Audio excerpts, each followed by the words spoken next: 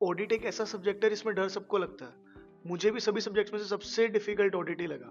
Hello everyone, in this video I will share my audit strategy in very unfiltered way. Lectures जो मैंने refer किए, material जो मैंने refer किए, and मेरी अप्रोच क्या थी पढ़ने की, and last my certified copy analysis in the end. सबसे पहले बात करते हैं ऑडिट के लेक्चर्स की।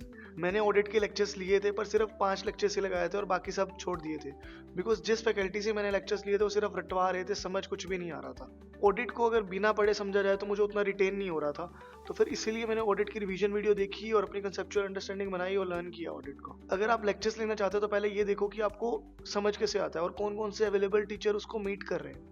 फॉर एग्जाम्पल, मुझे थ्योरी तभी लर्न होती है जब कोई कंसेप्चुअली पढ़ाए। सेकंड, आप चेक करो कि उनका मटेरियल एग्जॉस्टिव है या नहीं है, आईसीआई मॉड्यूल पूरा कवर हो पा रहा है या नहीं हो पा रहा, और आप लैंग्वेज से ओके हो या नहीं हो। ट्राई रिवीजन वीडियो और demo lectures for that. Next discuss करते हैं मटेरियल क्या रेफर करें, ऑथर के नोट्स या फिर आईसीआई मॉड्यूल। इसके लिए मैं ऑडिट को 3 पार्ट्स में डिवाइड करूंगा।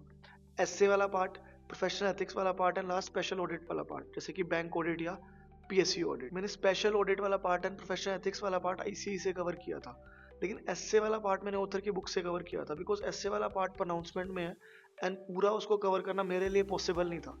इसीलिए मैंने सिर्फ एसए वाला पार्ट ऑथर की बुक से किया एंड बाकी आईसीआई से। नेक्स्ट बात करते हैं अप्रोच क्या होनी चाहिए पढ़ने की।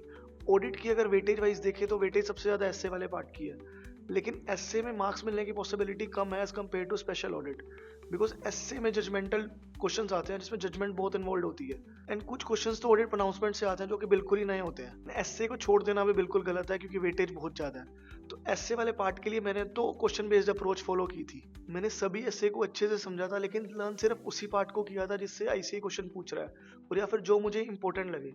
इससे बेनिफिट ये हुआ, मुझे पता चल गया कि आईसीआई क्वेश्चन कैसे पूछ रहा है और आंसर कैसे लिखना होता है उन ऐसे वाले पार्ट का। स्पेशल ऑडिट में से बैंक ऑडिट और डिजिटल ऑडिट तो मैंने कंप्लीटली छोड़ ही दिए, बस रीड किए ताकि मैं एमसीक्यू के लिए हेज रहूं, बिकॉज इसमें वेटेज 10 मार्क्स की और कंटेंट बहुत ज़्यादा है। जो चैप्टर बचे वो मैंने सब अच्छे से लर्न किए, बिकॉज स्पेशल ऑडिट और पीई वाले पार्ट में पूरे मार्क्स मिलने की पॉसिबिलिटी ज़्यादा है as compare to SA.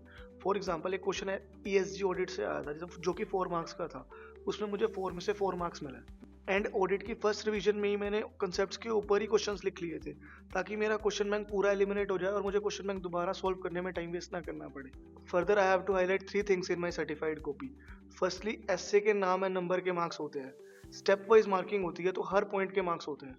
For example, ऐसे 402 से एक क्वेश्चन आया था जिसमें मैंने सिर्फ नाम ही लिखा था रिपोर्ट का एंड थोड़ा सा लिखा था उसके बारे में, तो मुझे उसके 2 मार्क्स मिल गए। जो भी कीवर्ड है उसको हाईलाइट करो ताकि एग्जामिनर डायरेक्टली वहीं फोकस करे, और स्पेस देके लिखो ताकि आंसर शीट ज़्यादा मेसी ना लगे।